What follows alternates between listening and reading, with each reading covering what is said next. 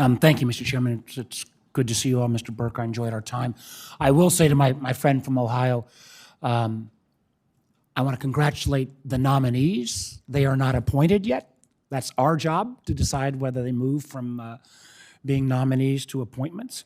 I do, in light of what my friend from Ohio said, Mr. Miran, I know you're not a lawyer, but in America, should everybody have due process? Thank you, Senator. I believe... Don't thank me, because I got a lot of questions. So it's a fairly simple answer. Do you believe that Americans should have due process? I believe that Americans are entitled to it for criminal proceedings. Okay. And do you believe there is a presumption of innocence? Again, I'm not a lawyer, but that's my understanding in criminal proceedings. Okay. So regardless of what charge has been made, I understand there's not even, maybe this morning something was open, but the idea that people, well, first of all, that the director of FHFA is suddenly going on a mortgage witch hunt, and thank goodness I've never had a mortgage, so I wonder what goes around comes around. But I think it's kind of unusual. I'm not going to reblast the whole thing, but that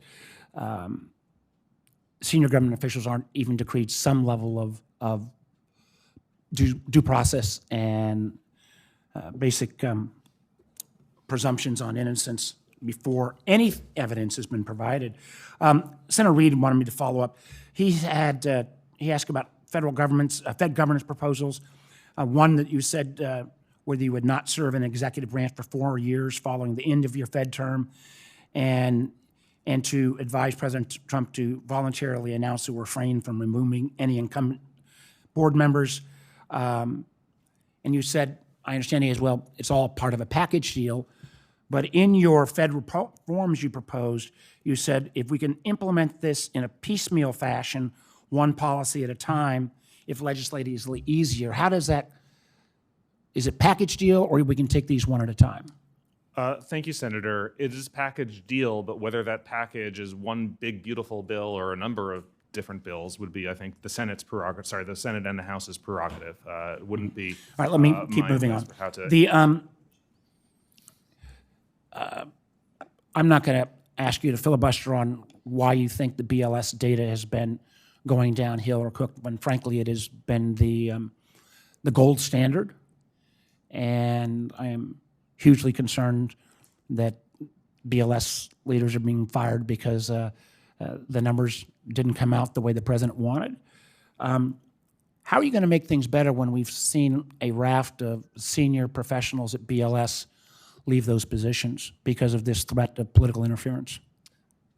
Thank you for the question, Senator. I do believe that the data from the Bureau of Labor Statistics has deteriorated in quality and reliability over the decades. Is that due to a political bias at the BLS?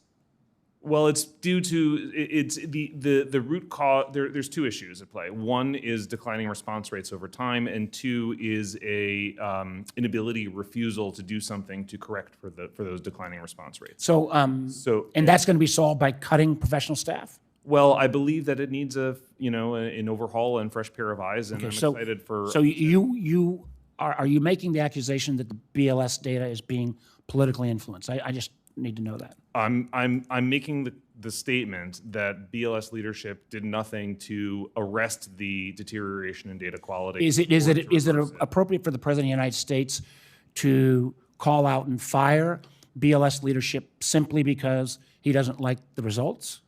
I do not make personnel decisions, nor do I have a legal training in constitutional employment law, or for that matter, any type of law. So I'm just not the right person to. I don't know. Your answer doesn't give me a lot of confidence. I know I'm not going to relitigate all of the Fed independence issues, but if you're not willing to call out a frontal attack on the BLS, and if you're not willing, you say that the rates have the information has deteriorated, and not willing to acknowledge that loss of the professional staff is not going to improve that situation, it really makes me concerned. Last question is, do you think that the Fed, by politicized and simply responding to lowering interest rates, will be able to overcome any resistance from the bond market? If the bond market says, oh my gosh, we've lost the independence of the Fed, can you speak to that for a few seconds?